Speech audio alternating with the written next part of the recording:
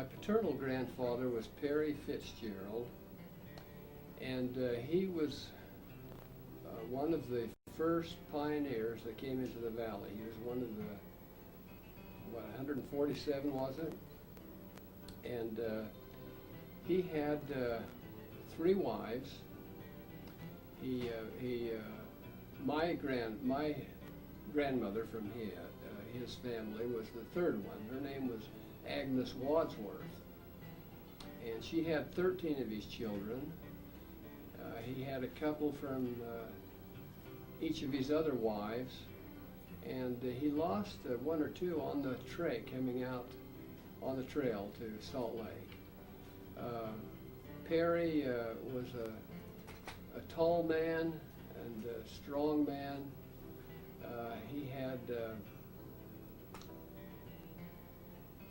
He had, as far as I can tell, I really admire him. He had a lot of great character.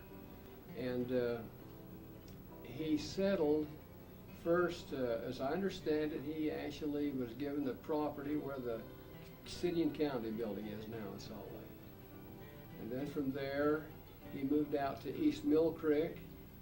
And then from there, he went on out to, they call it South Willow, which is now Draper.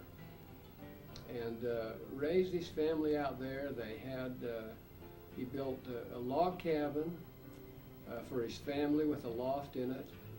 And the cabin is still, it's now on display at the Draper Park. And then after they settled and lived in the cabin for some time, then he built one of the first adobe brick homes that's ever been built in the town, and reared his family there, just to the east of where the cabin is. And then he turned the cabin into a barn, where they used it as a hay loft and their cattle and so forth. And as I say, my maternal grandmother was Agnes Wadsworth. Her father was James Wadsworth from England. And he was also a convert to the church. And I think he might have even been a minister at one time. Very well educated and very well read. We have a lot of his writings and history. It's interesting that Perry would just be my first great-grandfather when he was a contemporary of Brigham Young and Joseph Smith. But that's the case. I just happen to be one of the younger of the family of each generation, so it just fits that way. But my grandfather was J.W.W., James Walter Wadsworth Fitzgerald, and he was the oldest son of Agnes. And then my father happened to be the youngest son of his children. And I happen to be one of the youngest of my father's children, so that's kind of how it fits there. But I've always been proud of my grandfather, Perry Fitzgerald. I understand that he couldn't read or write, but he had good judgment. He served in the bishopric before he died. He had a tough time with, as I understand it, he was hooked on tobacco when he was young, probably before he joined the church. But he finally overcame that problem before he died, but it was a tough one.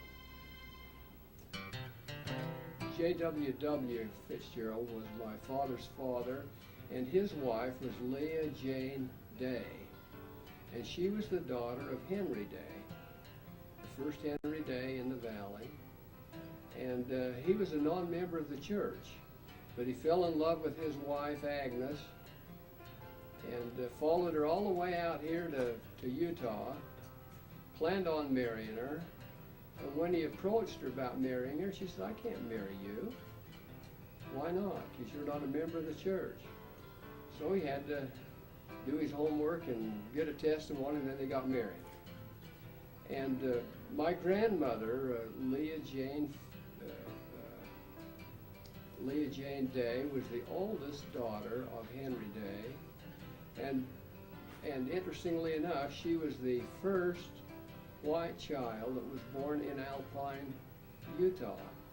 They were just kind of hiding out. It was over this polygamy issue at the time, hiding from the feds. And so, anyway, she was born over there in a cave in Alpine.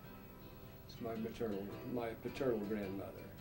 I don't remember her. She died in 26. I wasn't born till 30, so I didn't know her. But then my father's brothers and sisters, he had 9 of them, but his parents lost 3 children. So there was 6 of them that were reared by then to maturity, and his oldest brother was Walter.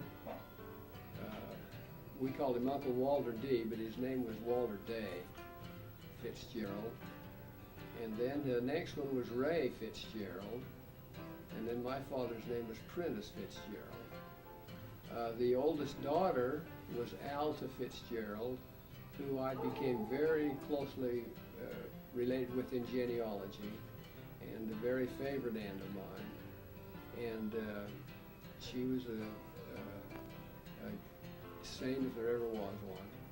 And then the next sister was Agnes, who married Stanley Rasmussen, who was the stake president in the church for, I think, 17 years. And then the youngest was Hortense, who married Lawrence Jensen. So those were the 6 children that lived and had large families. Wonderful family. I loved all of my cousins, my first cousin so much. And, you know, all the other extended cousins too, but I've always had a wonderful relationship with my first cousin and a high regard for all of them. Now that's the paternal. On the maternal side, the first pioneer was Heber C. Kimball, and he happens to be my great-great-grandfather.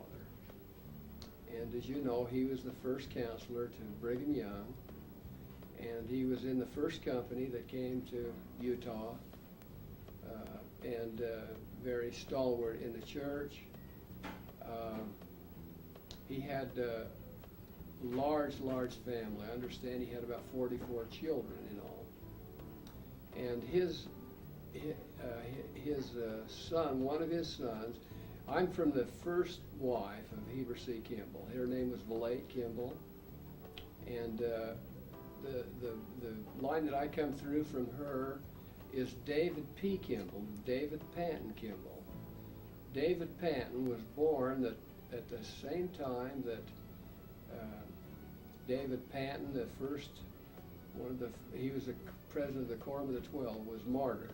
And they was going to name him something else, and David Patton and Heber C. were such dear friends that he came home and asked Valette if it would be all right if they changed his name to David Patton Kimball in honor of a friend and apostle, David Patton.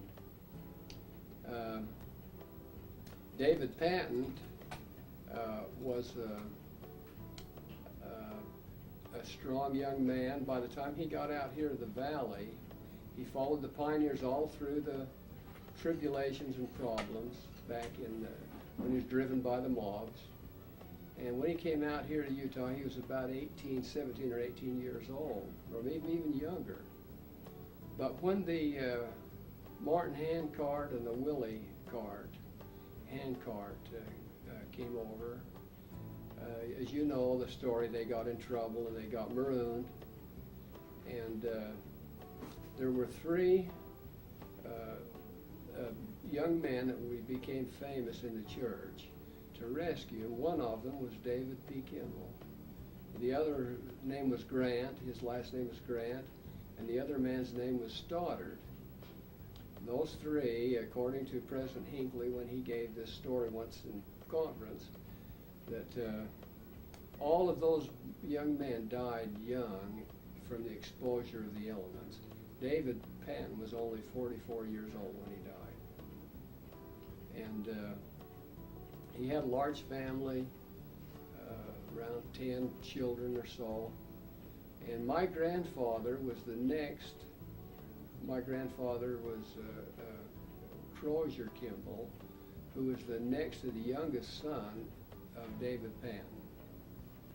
And Crozier was only 4 years old when David Patton died down in St. David, Arizona. And as, by the way, I understand that St. David was named after David Patton, our grandfather. And so Crozier can barely remember his grandfather, but, excuse me, his own father. But he said the only thing he could remember was that his father told him he loved him before he died. And he had those fond memories. Crozier became a stalwart in the church. He served 3 missions, foreign missions and 3 state missions in his lifetime. Raised a large family of 10 children. My mother was the oldest of those 10 children. Her name was Jane Kimball, Jane Roberts Kimball. And she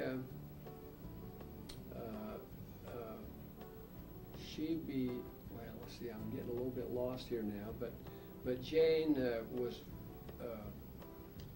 had a family of 8 children.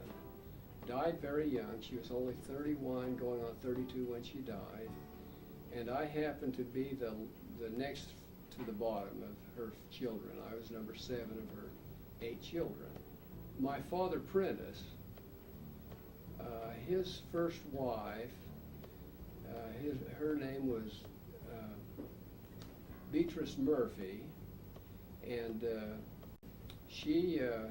they had dated for some time, but hadn't been married long. And 3 months after their daughter, their only daughter, Gail, my oldest sister's daughter, was born, she died of typhoid fever. And then Prentice, the war came along, and Prentice was drafted into the World War I, and my sister Gail went to live with her paternal grandparents, J.W.W. and Leah Fitzgerald, while he was overseas until he got back. When he got back, then he learned that he saw a picture on the mantle or somewhere of the Kimball family. And he asked his mother who that was, and she says they're very good friends of ours. They've not lived in the town long, but their name is Crozier and Mary Kimball. And he saw the picture of them, and he pointed the picture of my mother and says, "That's the woman I'm going to marry." And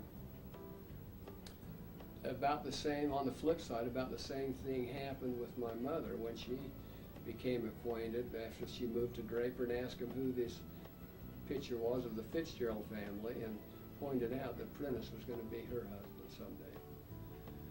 So I want to go back just a little bit to when my grandpa was on his first mission. He went to Kentucky on his mission, and while he was there, my mother was born.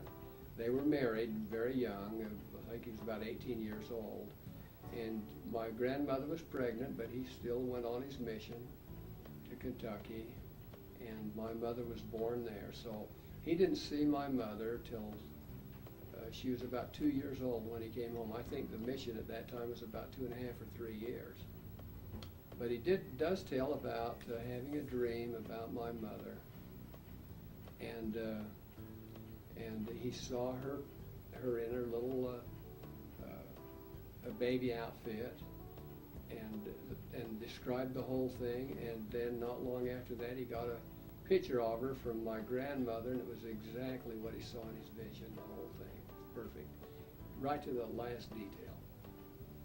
And interestingly enough, my son Elliot, who would be the great-grandson of Crozier, went to the same mission field and followed through and became acquainted with the same people, the first people that Grandpa baptized, carried on and baptized more of his family, and it's just a wonderful, great genealogy story.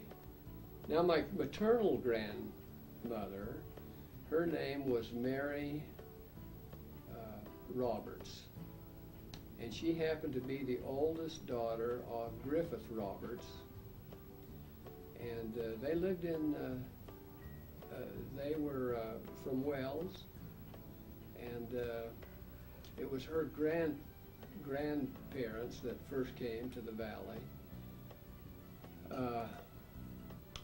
Her father, her own father, was one of the first missionaries that went out and back to Wells. But her mother died while she had about 7 or 8 children, and then she died quite young. And my grandmother, Mary Roberts, she kind of helped raise the children, the brothers and sisters, and became a second mother to them. I remember my grandmother Kimball very well. As a little boy, I can remember us sitting on her lap and combing her long, long gray hair. And she had beautiful dark brown eyes, very loving, and we just all adored Grandma Kimball. She died quite young also, though she died when she was only about in the early 50s.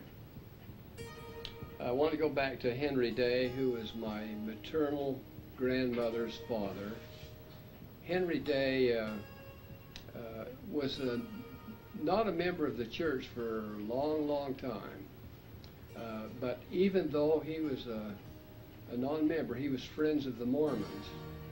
And while the mobs were after the prophets and the saints, he blew up bridges and did a whole bunch of things to delay him and hold him back. But the story in our family is that his grandmother was from Maine, and she was a full-blooded Indian, and I don't know what tribe, but which would have made Henry Day a quarter Indian blood. And so, we all have a little bit of Indian in us now.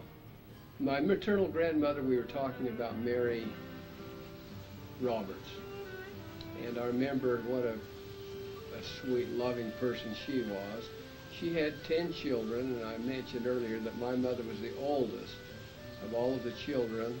She was born while Grandpa was on his first mission. And the rest of the children adored her, said that she was just like their second mother to them. She was very clean, organized person as far as a housekeeper and that sort of thing. The stories go what a wonderful mother she was, how she bathed all of the children every night before they went to bed, fed them bread and milk, and then put them in bed, and always had made her own pajamas out of flour sacks, that sort of thing. And I know my aunts and uncles have told me how fun it used to be to come over and see all of the little children sitting up to the table after they'd been bathed, eating their bread and milk in their pajamas, or their nightgowns, before they went to bed. Crozier, my youngest brother of my mother, when she died, was only 3 days old. And he lived with Grandpa and Grandma Kimball, and was actually named after my grandfather, Crozier Kimball. They named him Crozier Kimball Fitzgerald. And he lived with them until he was about 7 years old, until Grandma died, before he came home and lived with us. After Mama died, my mother died, I was passed around. I don't remember how far I got on this. Anyway, I lived with Uncle Golden and Aunt Caroline up in Logan. I had a stuttering problem, and Grandma persuaded them to break me of stuttering. And then I lived with them for some time and became very attached. Might have been better if I could have always stayed with them, because I just meshed in with their family, and she was so much like my mother. It would have been a wonderful existence, I think, at that time. And then, for some reason, I was back in Draper, and I lived with my Aunt Alta, who was my father's oldest sister. I lived with that family and bonded with them until her husband died. And he died not too long after my mother died I think it was 31. Your mother died in 32. Excuse me, it was about 33, about a year after Mama died, or even less. So I lived with her, that family, and again, bonded with all of their children, so that I was always considered, another brother. And my aunt treated me like a son, Aunt Alta did. And then my Aunt Alta, father's sister, had a niece whose name was Jane Cartwright. She married Joe Cartwright, and they had a first child and lost it. And so I suppose that they thought this would be a good arrangement for me to go and live with them and be their first baby and help heal the hurt of losing that child. So I lived with them, and they were wonderful people to me. I don't remember anything about living with them, but I do remember that I had a lifelong relationship with them. I even was asked to give the closing prayer at her funeral, and also Joel's funeral. I think I gave the opening prayer. So the family has stayed quite close to me, and I love them dearly. I was always wanting to get back home with my brothers and sisters. No matter where I was passed around, I missed my brothers and sisters, and I was always pleading my case to whoever was in charge. And I guess somehow they decided to let me go back home and live. But while I lived with the Cartwrights, they changed my name to Kimmy Cartwright, and they used to even call me Kimmy once in a while, even after I was back home. But shortly after I had come back home, I caught pneumonia early in the spring. My dad even had a premonition that they had to keep me off the lawn and out of the water. But somehow I got into it and got pneumonia. And for the next year, I lived up in the county hospital in Salt Lake. I remember on the top floor on 21st South and State. And I remember of looking down and seeing all these little cars driving around, and I thought that was so interesting. They kind of reminded me when I'd see little ant hills and things like that. It reminded me when I was in the hospital, But while I was in the hospital, I was operated on a series of times. They removed a quarter of 3 ribs and to drain my lungs. And when I came home from the hospital, I still had drain tubes in my lungs.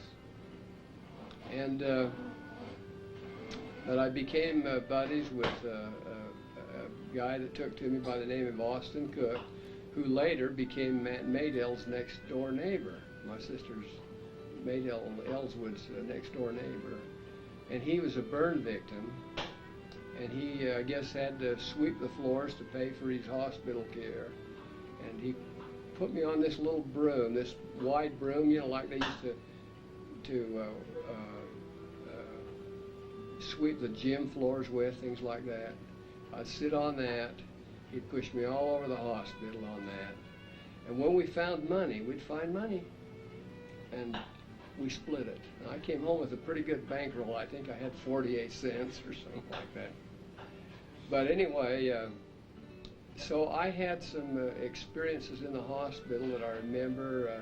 I want to talk about a little bit. First of all, my oldest sister, Gail, had her first son, Glenn. He would be about 4 years younger than me. And I was so excited because she was on the same floor as I was, just down the hall a ways. And I got to go see my little nephew. He was my first nephew. And I just thought he was so cute and so in love with him. But I had a mean old nurse that she told me, now, you can't be going down any other time. You got to stay in your ward, and with it, and if you do go, you got to have permission. Well, do you remember how? What was his name? The comedian that used to say, "If I do, I did a whipping." Red Skelton. And I used to, I'd weigh this out of my mind, and I thought, now if I sneak out and go see him, I'll get a whipping. And I thought, well, I'll get a whipping, and I'd go see him anyway. And I'd go down to the hall, and this mean old nurse caught me and asked me what I was doing, and I told her. She took me back to the hospital room, my ward, and she drew a chalk line in front of the door. She said, if you cross over that chalk line without permission, you get spanked. And so don't you ever sneak off again. And so I waited all that night, and the next morning I snuck off again. And I got a good hard spank, and I remember that from sneaking off to see him. But I would argue with her and stick up with myself. I said, well, he's our baby. I should be able to see him. He's our baby. And argue with him. But anyhow, while I was in the hospital, my father was the only one that was allowed to see me, to come in and see me. And usually we had a standing deal that he'd come every week. And this was right in the jaws of the Depression. We'd lost his car. He'd been foreclosed on with his cattle. The only thing they didn't lose was his house and his property, his 40 acres or whatever it was. But my dad was very faithful and did come to see me. And I remember him bringing me chewing gum, an orange or a banana, and I could depend on him coming. Now I think there was other people that did come, and they'd say they would come back, but they didn't show. But my dad was always faithful and came. Well, one day, I guess I must have been getting a little better, and one day he had this beautiful young woman with him. And he said, when he came in, he says, Paul, I want you to meet your new mother. Now, he wasn't married to her, or he wasn't even any idea of getting married, but I guess he wanted me to feel at home with her. And they had already discussed with the doctors that maybe it was time I could come home. And the doctor said, and the nurses said, if you can have somebody that will take care of him so that he can get well, we can send him home. Otherwise, he's got to stay here. Well, he brought this little woman in, this little young woman, and he said, this is your new mother. Meet your new mother. I looked at her, and she looked at me so lovingly, and he says, give your mother a kiss, and I put my arms around her and gave her a hug and a kiss, and I could just feel the love that she had for me. And so she, I guess I must have been released from the hospital within a week after that. Still had the tubes, the drain tubes in my lungs and my back, and she took me home. Her name was Ruth Anderson, who later became my stepmom. She was married to my father, lied about her age to get the job. She was only about 16 at the time. She was from Star Valley, Wyoming. And her father, interestingly enough, had died when she was just a young girl, and she had to go out and work for ranchers for her keep. And but she had become very responsible, and she had all the confidence in the world that she could get me well, but because I was so cute too, she fell in love with me. and she took me home, and there was two things I remember that she required. One of them was that I had to get a nap every day. Oh, I hated to get naps, and I'd fight her about, not fight her, but I'd resist it. Oh, Mom, I've already had a nap now. Let me get up. No, she says, I can tell you haven't had a nap yet. I can tell by your eyes, but you don't have to sleep long. You just take a nap, and when you wake up, well, then you get up. Okay. So I'd give in, and she says every time I would fall asleep, I'd sleep for 2 hours. And then I'd get up, and then she fed me well.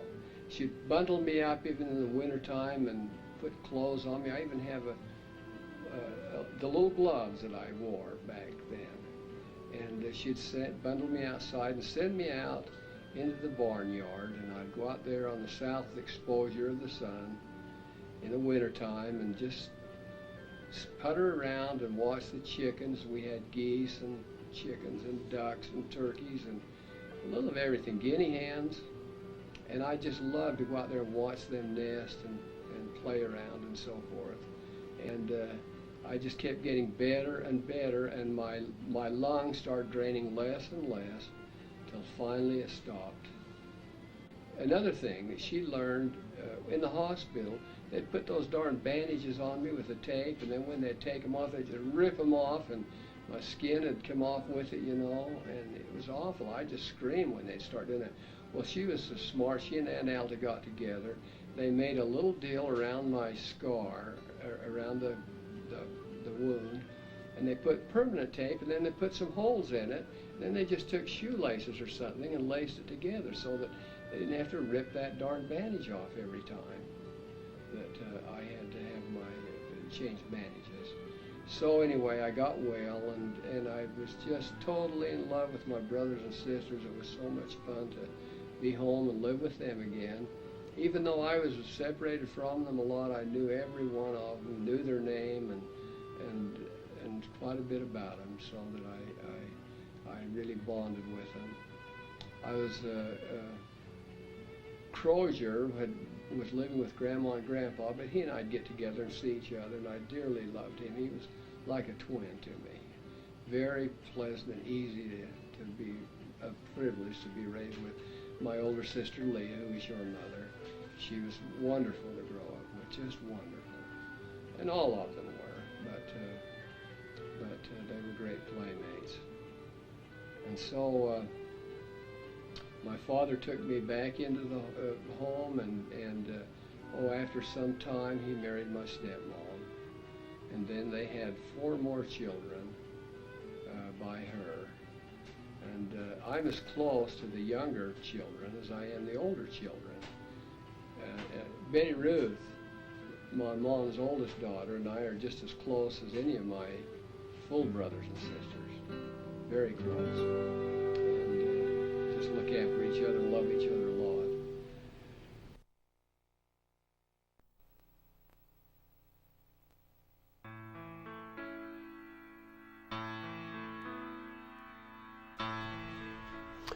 I'd like to talk about my family now,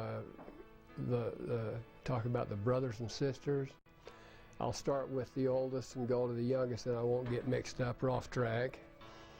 Large family, 13 of us, plus 3 more stragglers with B's kids. But Gail was the oldest of my father's children. Gail was a red-headed, beautiful woman. I never did live with Gail. She was married when I came out of the hospital, so I never did have the privilege of living with her, but I did spend a lot of time at she and Alvin's place after they were married. I loved to play with her kids, Glenn and Beatrice, the 2 oldest. And Gail had an unusual life. When she was only 3 months old, her mother died of typhoid fever. And then after her mother died, my father was drafted into the military in World War I to go to France. And so she lived with a little while with her grandmother Murphy, her maternal grandmother, who I fondly remember very well. Lovely, lovely woman. And then just before he left, then he brought Gail to Draper, back to Draper, and she lived with Grandma and Grandpa Fitzgerald, J.W.W. and Leah Day. She lived with them the whole time he was gone overseas until he returned. And then he met my mother. Gail was about 4 years old then, and when they were married, she was just part of the baggage. She just moved in with the 2 of them, and yet she wasn't acquainted with either one of them. She had lived with Grandma Fitzgerald and knew her better than she did anyone, and viewed her as her mother and her keeper. And so there she was uprooted again. and then had to adjust to a new mother, my mother. And then when she was about 10 years old, then Grandma Leah Fitzgerald died. And that was another terrible shock to her, because she was, whenever she'd leave home and go up to school, Grandma lived about halfway in between. She told me that she just could not stand to pass their place without stopping in and visiting for a little while. And so she was very, very attached to Grandma Fitzgerald. And then Grandma was taken away, her life. And then I guess she was about 13 or 14 when my mother died. So then she took another terrible loss with my mother. And she became kind of the second mother to the family. And I just remember spending time with them when they were married and eating with them, and they just loved to be with them.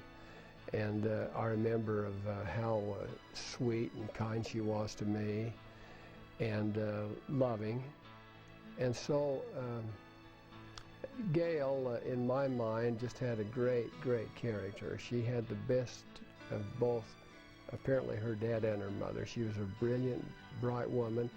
But she absolutely sacrificed her education to stay and take care of the younger brothers and sisters and help out. And but all of the family just adore Gail, and we always speak of her with reverence. She had some kind of authority like my dad did that I didn't dare talk back to her or anything. I just, whatever she told me, boy, it was the way it was.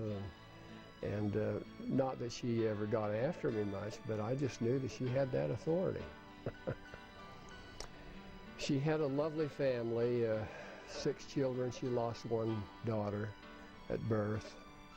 And the 5 of the children have been outstanding children. They've grown up to be wonderful parents of parents of their own family, and good people. Alvin was just part of Gail. I can't ever remember Gail without Alvin, so he's just like as much a brother as a full-blood brother, with me. He was just wonderful, and I really enjoyed him. Well, we'll leave Gail then and go to Prentice K.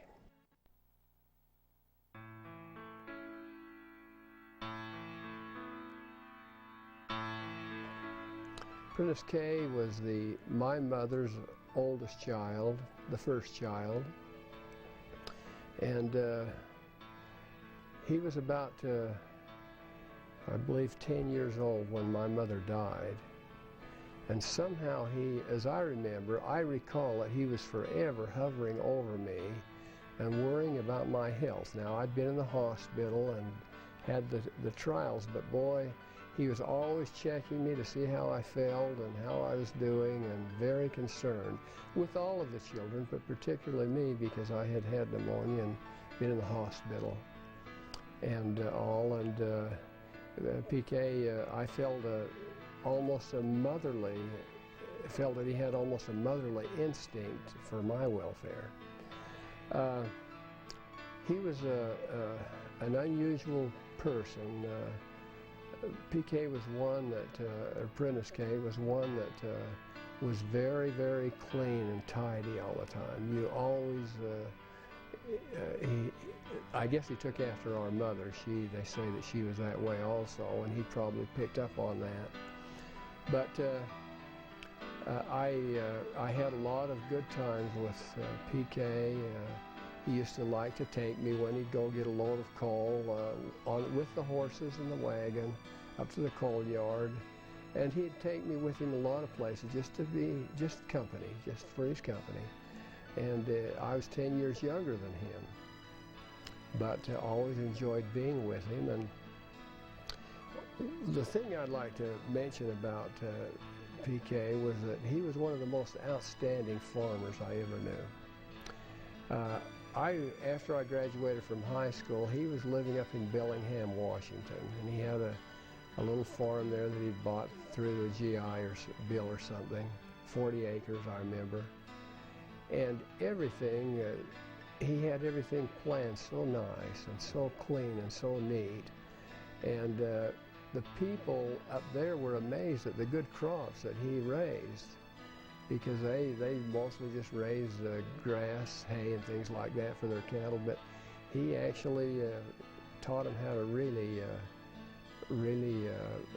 grow some good crops there in that area. And there was a lot of neighbors that were Mennonites, and they were a church group that were close, and he just kind of fit in with them. And I remember them coming over and helping him with his harvesting, and he'd go help them, and it was just a lot of fun.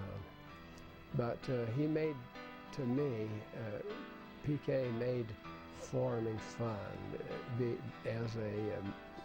As a dairyman, he was so clean and did everything right. You didn't wait around the muck and things like that, because he always had lots of sawdust. Up there, there's a lot of tree industry, lumber. And so instead of using straw so much, they'd use the shavings for bedding and so forth. And he just kept it spot cleaning all the time. And when I was growing up, before we could milk, we'd have to take a big rag and bucket and clean the udders off from the cows, because they'd been laying in the manure and so forth. But he had us so clean that you just had to kind of brush it off a little bit, and they were ready to go, you know. And just a very well organized person. And he had a lot of great character. The other thing is, later in life, as I got into the insurance business, he was always a rather quiet, unassuming person he appeared to be. But boy, he was competitive. When we got into selling in competition, he led the whole company, my company, in my agency, and led the whole company. He was the salesman of the year a couple of years in the company. And he just had that way of having the authority when he talked to people about sales and so forth, but they trusted him. And he was the best salesman we had in the company, and he had the best persistency in the insurance business. His was good, clean business all the time. So I really appreciate Prentice K, and he's been a great brother.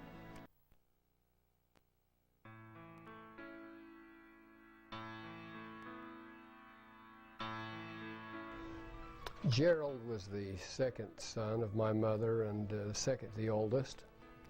And Gerald was like a walking encyclopedia. He could tell stories. He knew his history. He was so interesting to be with, because he had so many wonderful stories to tell, and pretty accurate in my recollection. Gerald was, there was only 2 or 3 of us that just didn't have a middle name, and he was one of them. His name is Gerald Fitzgerald. He says, you can't say my name, you can't get mixed up, you can't say it backwards or forwards. But Gerald was a fun brother. He was older, and quite a bit older than me, about 8 years older.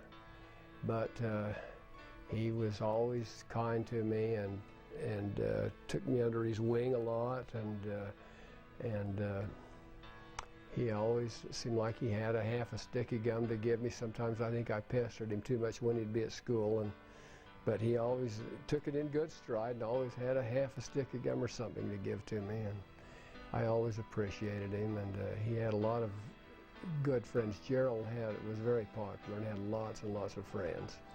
A lot of his friends would come to the house often to visit with him and the family. Gerald was a little more heavy set, and he had the voice of my father. He had a baritone voice, and it was authoritative when he wanted to be. In fact, if I'd hear him hollow out, why I a lot of times get mixed up and think it was my dad calling instead of Gerald, because he sounded so much like him. But Gerald had a beautiful tenor voice. It used to be fun to milk cows, and all of us would have our share of the cows we had to milk by hand, and I used to enjoy listening to him sing. while he was milking the cows. And that was my first discovery of any of my family that could really sing was Gerald. Then later the other brothers came along, Bliss and Walter. Inasmuch as I was in the insurance business, I had an insurance agency, quite a large one at one time. I introduced all of my brothers to not all of them, but most of them to the insurance business. PK worked in my agency, and Gerald did for a time, and Walter did, and Nephi did. So I spent a lot of time with those brothers working out selling, and I enjoyed working with Gerald very much. He was so interesting always to be with. He and I nearly got into a fatal accident going up to Logan one time when we were out selling, and a guy came out of a beer joint up there out of Sardine Canyon and run us right off the road, darn near hit us and knocked us over. Didn't knock us over a cliff, but darn near. And the policeman told us, he says, if he'd have been a couple of inches closer, both of us would have never made it. But that was an experience that was interesting with Gerald. But Gerald has a lovely family, a lot of nice children, and he has a lot going for him. He just passed away, as you know, last year. Was it this year? This year. It was this year. We surely miss him, and he's just a great soul, and miss him a lot.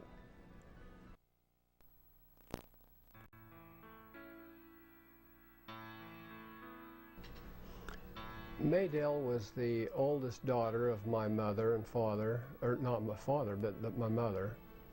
And she was my link to my mother. To me, she looked so much like my mother, she and Leah both.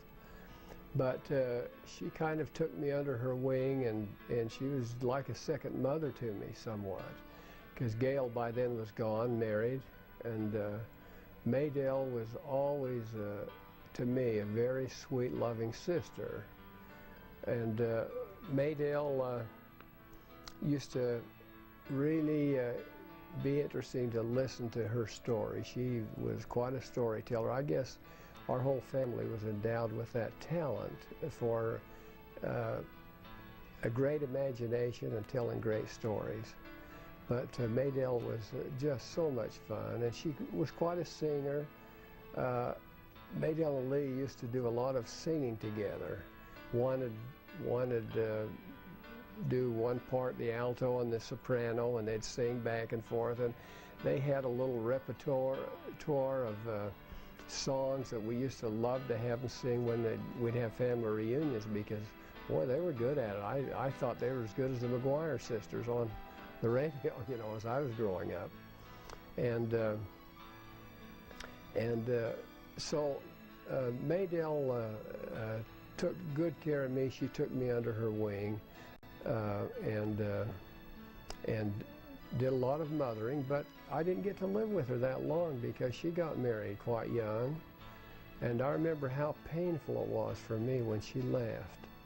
Not the first time. I remember she went to work for somebody up in Kaysville, Utah, and I can remember it being so lonesome for her that I'd climb up on the barn and then jump from the barn onto the haystack and get as high as I could up on the haystack to see if I could see her, where she was.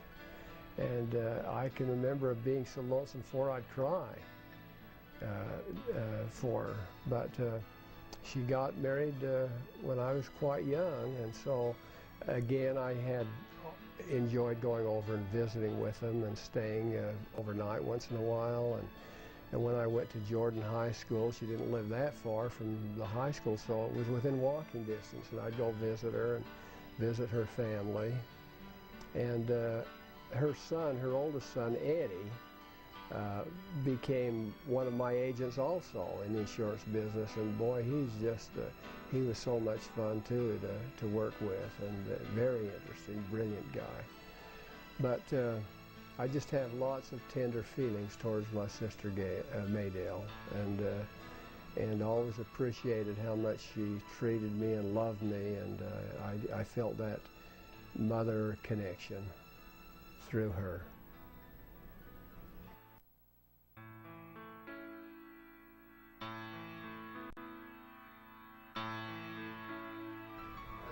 Bliss was the next to Maydale. Bliss, his name was Bliss Griffith Fitzgerald. He was named after our Uncle Griff, my mother's brother, and also her father, whose name was Griffith Roberts. And Bliss was slow of speech. He was just another Grandpa Kimball. And Bliss was big in stature. He was always husky and brawny, and oh, I used to wish I could look like him. I wish I could be big like he was, because I was just a skinny little squirt. But Bliss, when he was in school, I was always so proud of him because he was my brother. He was the best football player in the whole school. Nobody could tackle him and bring him down. They named him Boxcar because he was so big and just knocked everybody out of the way. And I was always thought it was a real privilege for me to, his friends would call me Little Bliss or Little Box, because I reminded them of him, I guess. And to me that was a great honor to be called that. Bliss was became the student body president at the junior high school at Draper when I was just in grade school. And boy, if that didn't give me a lift to think that my brother was a big shot and the student body president, made me have a little better self-image of myself, you know. But Bliss could tell stories and just mesmerize you with his stories. We had an old car. It was a car that had been long since indisposed, and was out there close to the pig pen, but it still had the steering wheel and the windshield on it and all that. We'd get in that car and he'd take me for rides all over the world and tell me about the different places that we'd go to in this car, imaginary, you know. And boy, I'm telling you, I don't think I ever went on a vacation or a trip as I got older and went on conventions that was more interesting than those trips that he took me on that car out by the pig pen. But and he was slow of speech, and he took his time to tell the stories, and he'd talk slow, and he'd, for instance, for a woman, for saying woman, he'd say woman, and he was just comical. He was a big tease, and he'd act like a bully once in a while, you know. He'd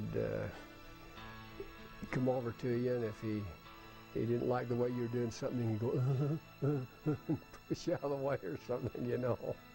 And if he thought that you had something that he wanted, why, he'd act that way. But he was a lot of fun, and Bliss and Gerald and PK and I all went to Arizona and retraced the trail that our grandfather and grandmother and their family came back from Arizona back to Utah.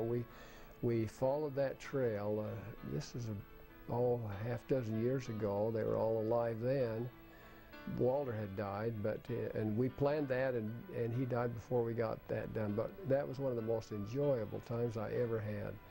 All four of us brothers on that trip. We'd have prayer night and morning and try to retrace all the memorable things of that trek that they came, you know, from wagon and horses and that sort of thing. It was really a lot of fun.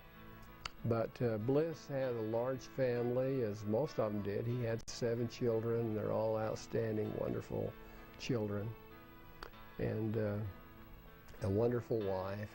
He met his wife when he was in the mission field or at the mission home.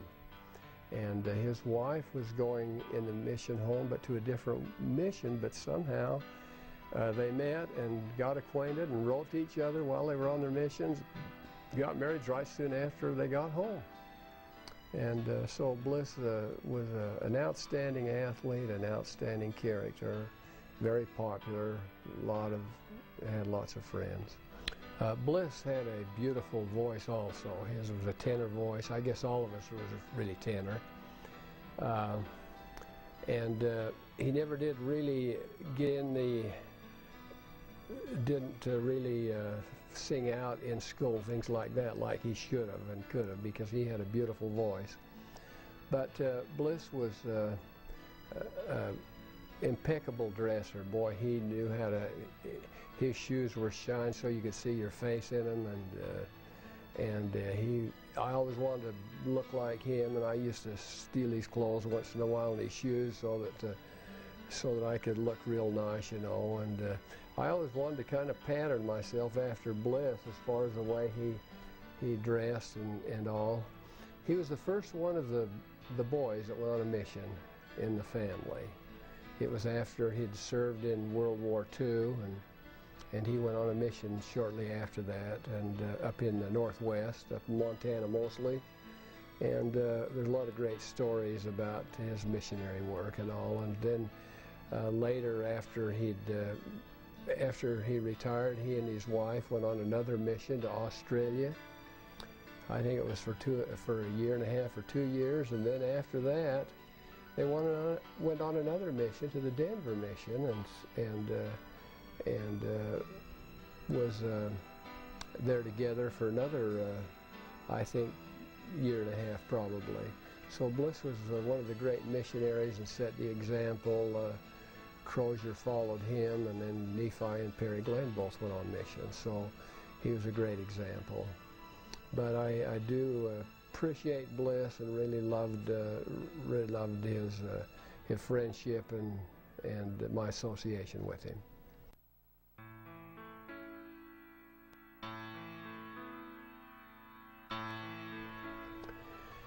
Walter was named after our grandfather, paternal father, James Walter Wadsworth Fitzgerald, but his name was James Walter Fitzgerald. Walter's oldest son, though, his wife was a Walton, Betty Marie, and this little boy, this baby, was born, and my father suggested that he be named James Walter Walton Fitzgerald, so that we had two JWWs. So that's the way it turned out, and this we called him Wally. He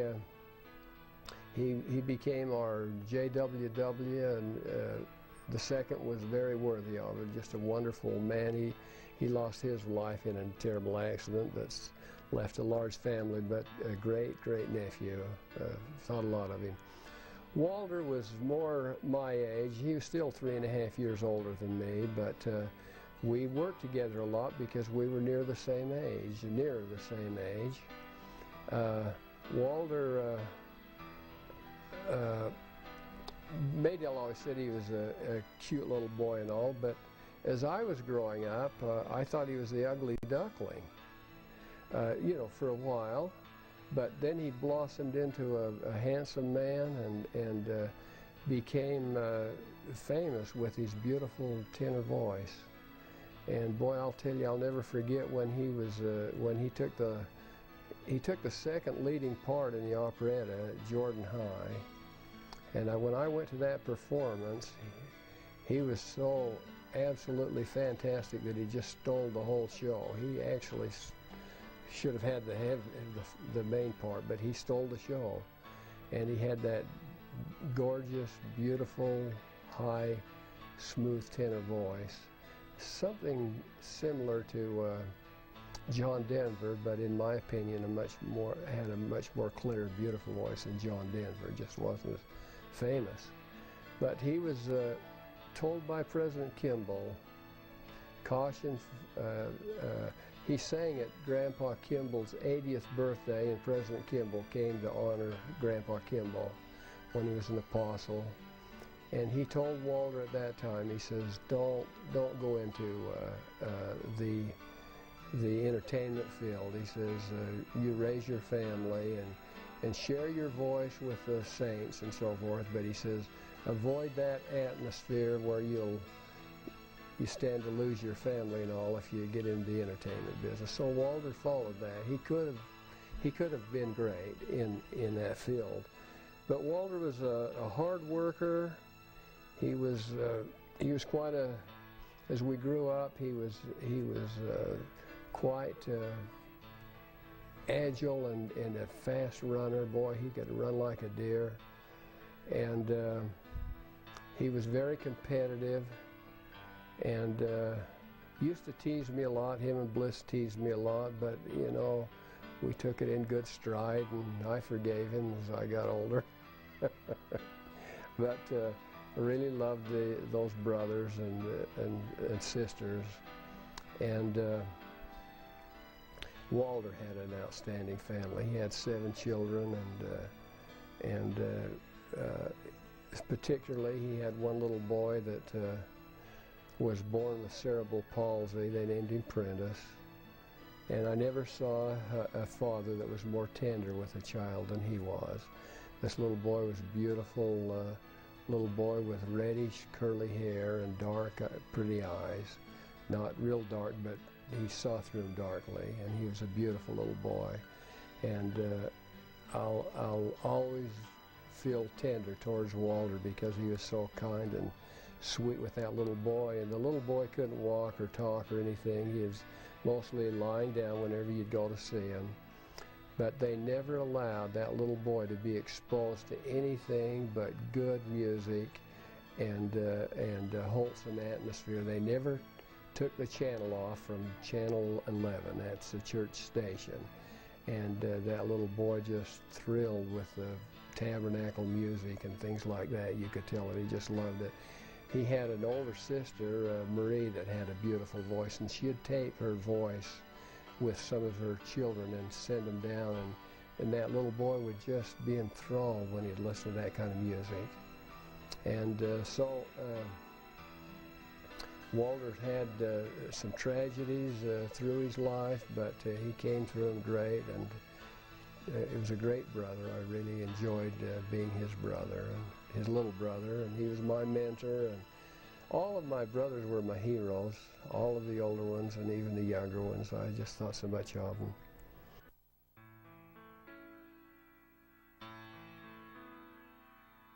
My sister Leah was 2 years older than me, just a little bit more than 2 years older, and as I understand it, our mother had a miscarriage between Leah and I. And so Leah was about 2 years older, and she and I were we were close friends.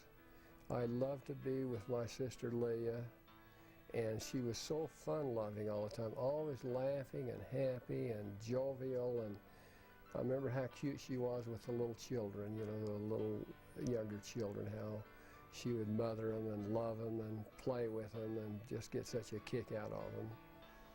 And Leah and I used to spend a lot of time visiting, and I just could hardly stand to go a week or two without going to see her. I used to figure out ways to sneak up to Logan all the time to spend time with her family. I'll particularly remember one time when I went up there and nobody was around. They'd always leave the door unlocked, so I just said, make yourself comfortable, we'll be home eventually, and just wait.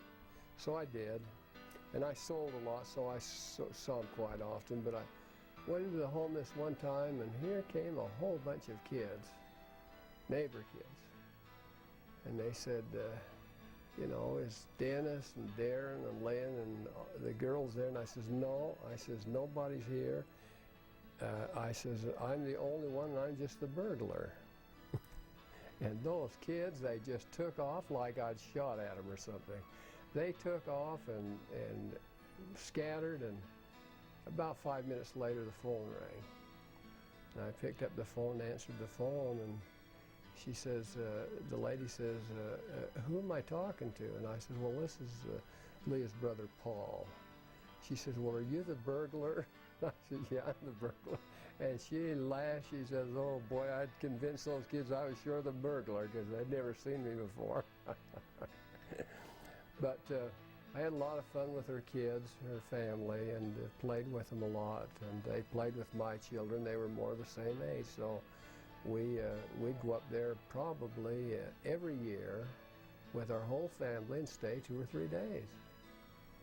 And when she'd come down to Draper, though, the family, why usually Maydell had the edge. She'd spend more time with Maydell and Gail than she did me, but that's okay. I got my time with her when we were up there. But Leah could tell fun stories, but she was a good listener, and I used to tell her stories about the little bears.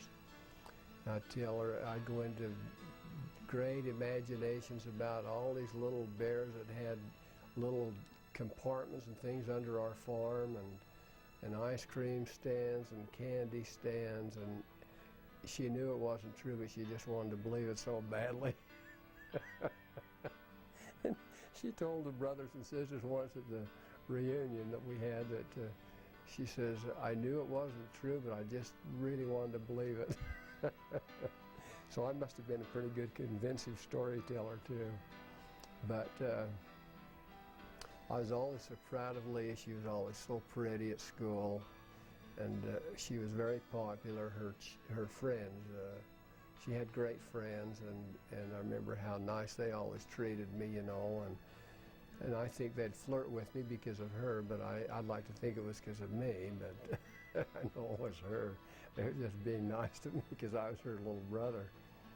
And I had a lot of fun. After they were married, I carried little Leah Jane's picture in my pocket the whole time I was in Korea. She was probably a beautiful little blonde girl, about 2 years old at the time, maybe. I carried her picture, and I carried my younger sister Oreen's picture with me. But Leah was a delightful sister, and more the same age, so I could kind of let my hair down and really be me, and she just let me be me, you know, where I was always on better behavior with the older brothers and sisters. They might slap me down if I didn't behave, but Leah would just tolerate me. and she had a wonderful family, and it was fun to watch our two families grow up together. They're great friends. Darren and Elliot played football together and went to school together, and they're still great friends. So let's see, and she was named after, Leah was named after my grandmother, my paternal grandmother, Leah Jane Day. And we have a lot of Leahs in our genealogy further back too, so she picks up that name rightly.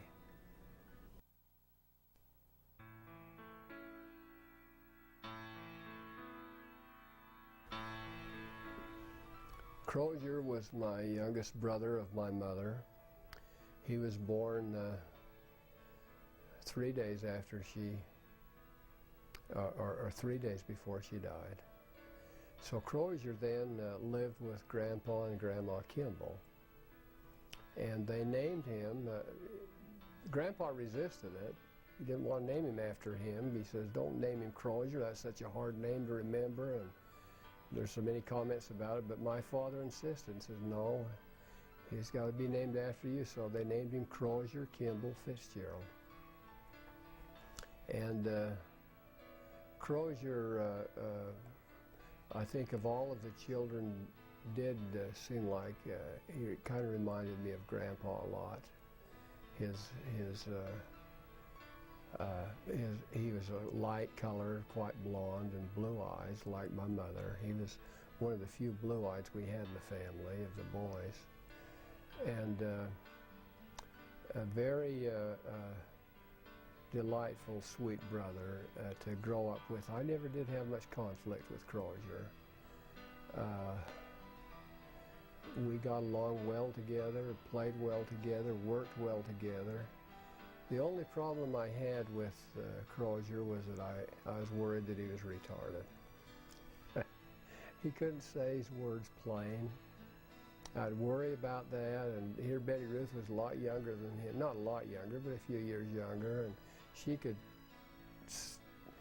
say everything just as plain and clear as could be, and Crozier couldn't, and I used to wonder what's ever going to happen to him, you know. I'd try and help him pronounce things and teach him. I was always tutoring him, but he turned out to just be very outstanding. He was just slower than the rest of us in that area. But he was a little blonde, curly-headed boy. I remember how dearly I loved him, and sometimes I'd love him too much because, see, he lived with Grandpa and Grandma Kimball till he was about 5 years old. But I used to just want to maul him, love him all the time, and he'd get so sick of me and push me away and leave me alone. I just couldn't understand why he wouldn't let me love him more than he did. But anyway, Crozier blossomed out, became quite an entertainer. He was a singer. He didn't have the natural voice quite like Walter and Bliss and Gerald, but he knew how to sing the songs like Bing Crosby, that kind of stuff, you know. Kind of a false falsetto too, but his friend says he'd have the girls panting in the aisles because he was so good looking when he'd sing too, you know. But Crozier became, when I paved the way for him. When I was in high school, he started the year after I graduated, and I made sure, the house burned down, I made sure that he had clothes and things like that to go to school in, because they got burned up in the fire. And when I went in the service and found out how miserable it was being in the Army, I wrote home and says, boy, get in the Air Force and get in the reserves and don't take a chance on getting stuck in this doggone Army. And I told him some things that I went through, you know, and miserable things I went through in Korea. So I kind of steered him clear of some of the pitfalls there. Crozier served about 3 years in the Air Force, and then he got discharged. And then after that, he came back and went to school on the GI Bill and worked at the prison, the state prison. At one time, 5 of us brothers was working at the state prison at the same time. He started there as a guard, by the time he was a guard, I was a caseworker at the time. But anyway, Crozier kept on his studies and there became a vacancy as a chaplain out there. The chaplain died, a Chaplain Smith. And so Crozier, through the help of some of the Board of Pardons members and the Board of Corrections members, which I had a lot of connections with because I was going to school at the University of Utah also at the time, why, he became the chaplain of the prison. And then after he was still going to school and serving as a chaplain, the Vietnam War broke out. And he decided that he wanted to go back in and become a chaplain and make that a career. So he did. And he actually retired as a chaplain after about 21 years in the Air Force. And Crozier was quite a missionary. You know, a chaplain's kind of the equivalent in the military of a bishop. And he always had lots of great success with the people, and he brought in a lot of converts to the church. Great missionary. And so Crozier married well and had a nice family. He had 4 children, and while they were in Germany, they adopted a little German boy, a little orphan. And he's part of their family now, and we love him just like the others, you know. But Crozier had an outstanding family. It seemed hard for me to lose him at such a young age. He was only about 57 when he died, and been gone for 11 years now, a little over 11.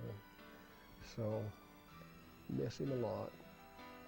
He was my best buddy. We were like twins. We grew up together, you know, and we double dated, and we just had a lot of fun together, worked together. And my dad always said of all of his teams, he had teams of boys, you know, PK and Gerald, Bliss and Walter, Paul and Crozier, Nephi and Perry Glenn.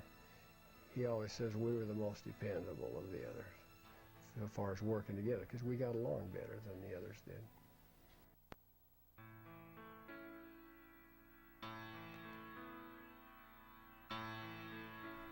Betty Ruth was my stepmom's oldest child. She was born, I think, at about 35. And seemed like when she was a little girl, she was quite plain in looks, but blossomed out. She became a beautiful woman. My brother, older brother, Walter, said that she reminded him more of Julie Andress than anybody he could think of as she got older. But Betty was a smart sister. She was the next younger than me as far as sisters go. We were good friends, got along well together, and she was so bright. That's why Crozier seemed like he was a little retarded when he was younger, because she was so extremely bright, you know. But he came along just fine. He wasn't retarded, he was just slow. But Betty Ruth was just kind of like the little mother, the second mother of her mother's family. She could do anything, and she walked when she was only about 8 months old, and she could talk, and she could, when she was real young, and very entertaining, and more adult than you would expect a child to be. She was fat. She was a little tomboy. She'd play with us. She'd play ball and run, and everything we did, she was good at it. Boy, she was fast. They used to call her Babe Ruth in school because her name was Betty Ruth, and they'd call her Babe Ruth because she was so fast she could beat the boys and the girls in races. And it's interesting that our lives intertwined so much as she got older, because the man that she finally married was Beverly's superintendent and principal at high school. And Beverly, my wife, became his valedictorian. We're talking about T.H. Bell, Ted Bell. And he'd been married once before, and my wife knew his first wife, but didn't work out. She was a Jewish girl, and a lot of interference with her parents. Anyway, they were divorced, and then he was the superintendent of the Star Valley School District when Betty met him. And she was teaching comptometer school in Salt Lake, and Ted brought some girls down to go through to comptometer school, and he said, by the way, he said, are you related to Paul Fitzgerald? You know him? And she says, he's my brother. And he says, well, he married, Paul married the girl that I, taught in school and all. And interesting enough, when Beverly's folks moved, they sold their telephone system to Ted also, Ted Bell's system. And we were with them, I think, on about their first date with them. We kind of chaperoned them, and they had a lot of fun. But Ted then became a great educator. After he left Star Valley, he went to Weber State, became the superintendent up there.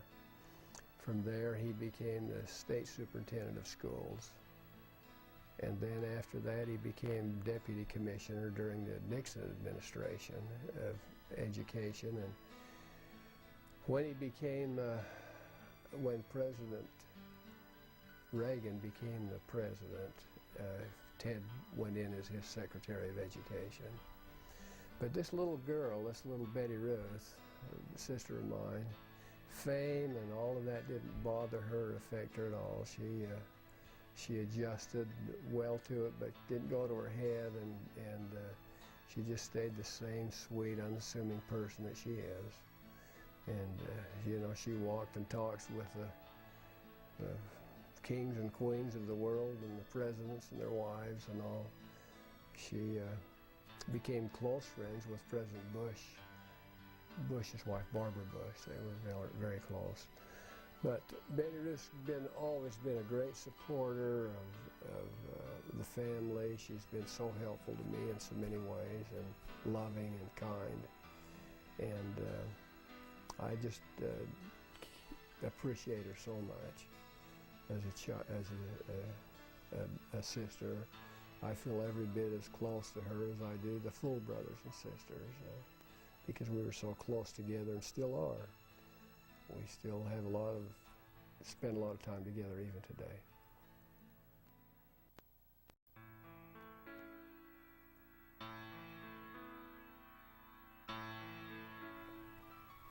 The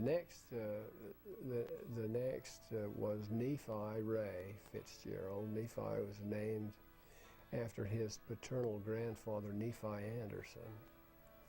And the Ray was after my dad's brother Ray, Uncle Ray. And Nephi was athletically gifted. I don't know of any child that ever grew up that was more athletically inclined than him. My gosh, he could hit the baseballs when he was just a little tiny kid. He could throw the footballs, and he was just good at everything. He was a good runner and all, and he had a winning personality. He loved life, and he was always happy. He loved family parties and things like that. He was always the life of the party. They say his paternal grandfather was the same way. Nephi takes a lot after him. Nephi married well, married a good woman. He went on a mission also. He went to a California mission, and I think it was headquartered in San Jose at the time. But he spent a lot of time in Nevada, and he was a good missionary. And but the best thing that happened to him is when he met his wife. She's a lovely, wonderful gal, and they have a large family. A lot of brothers and sisters have 7 children. Your mother, Leah, has 6, but a lot of them have 7. Nephi has 7, and they've all turned out to be outstanding kids, children. And Nephi's wife has a beautiful voice. She sings, and Nephi sings duets with her. It's beautiful the way they blend it together. And they send all of their boys, their 3 boys, on missions, and one of their daughters. And interestingly enough, this little girl that they sent on a mission, she had a stuttering problem. And when she'd go to the door and talk to the people, why, she was worried about that, about her stuttering. They might make fun of her. And she got a blessing from her mission president, and he told her, "You will not lose that stuttering until after your mission. The reason you need to keep it is because people will pay closer attention to you because you stutter." And so when she got back from the mission, she lost it, but she had that stuttering problem while she was on his mission. And people would come to the door and reject her, and she'd say, "Well, can I just sing you a song before I leave?" "Oh, yes, you're going to sing a song." She'd sing, "I Am a Child of God," and just meld them right down, and she got in more than any other missionary, really. She did a lot of great work as a missionary. So Nephi has a sweet family, and I'm very proud of him, and he was a great, great brother.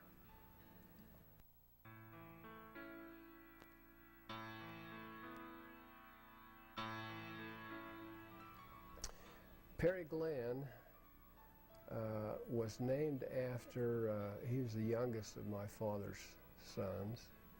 He was named after Perry Fitzgerald, our first grandfather, paternal grandfather. And then he was named after, Glenn was after my dad's, one of his very best friends, Glenn Browning. So Perry Glenn Fitzgerald. We always called him Glenn as he was growing up as a little boy. And he was an extremely gifted child, very brilliant. He mastered history and things like that. He had the potential of being anything he wanted to be. But Perry had, I think he had 9 children. Got 9 children, and 3 boys and 6 daughters. Beautiful children, beautiful kids. And Perry spent some time back in Washington, D.C. as one of Orrin Hatch's on his staff there for a few years. So he had a lot of brilliance about him. But he's had some problems and stumbled here and there, but been a great brother to me and kind, and I've appreciated him a lot.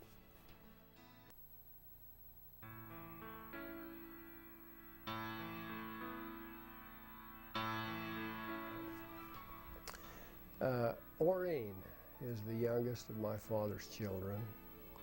Orrin also had a large family. I think she has 9 children. I think she's got same thing, 3 boys and 6 girls. And she was the baby of the family. She was only about 4 years old when my dad died. A beautiful child, just a beautiful, beautiful child.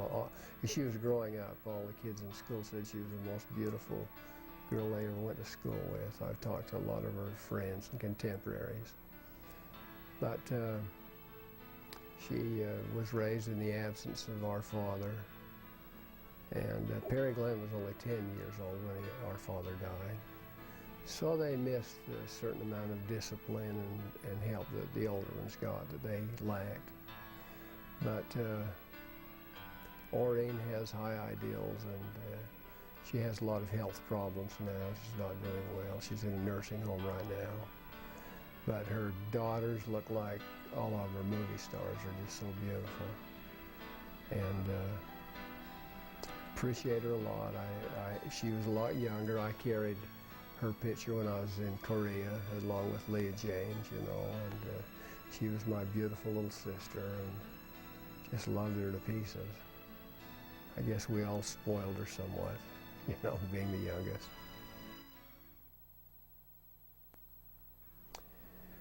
So that's the 13 children of my father, but then my stepmom, after my dad died and I came back from Korea, she married another Fitzgerald, of course, and he was my dad's first cousin.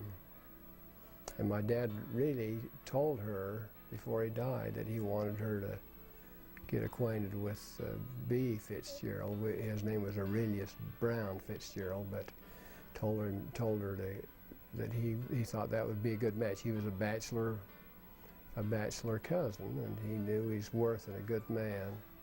And so she got married, Mom got married to B about, my gosh, within 3 or 4 months that Beverly and I got married. So our children were the same age, grew up together. Their oldest son, Brian, was Beverly Jane's age, and Kathy, or Colleen, was Randy's age, and Kathy was somewhere between Elliot and Nildine. And they're lovely kids too. So, you know, our family's all mixed up. As far as trying to put the genealogy together, here's cousins that. Let me just tell you a story to explain. This will explain it better. When Bliss went over to visit with Mom and these 3 youngest children, why, the youngest name is Kathy, and he says, "Kathy, do you know who I am?" And she says, "Sure. Who am I?" And she says, "You're Bliss." "I know, but are we related?" "Yeah, you're my brother." And she thought for a while, and she says, "Well, I think you're my brother." She says, "But for sure I know you're my cousin." Finally she scratched her head and she shook it. She says, "Oh, I just don't know who you are." So, kids, they're all mixed up, wondering how we all fit in together. But my little stepmom, you know, had something to do with the lives of 16 of us. That's quite a remarkable thing. And those children grew up, married well, and turned out good. They're all good kids. We're very proud of them. More like our nephews and nieces, but that's the 16 of us.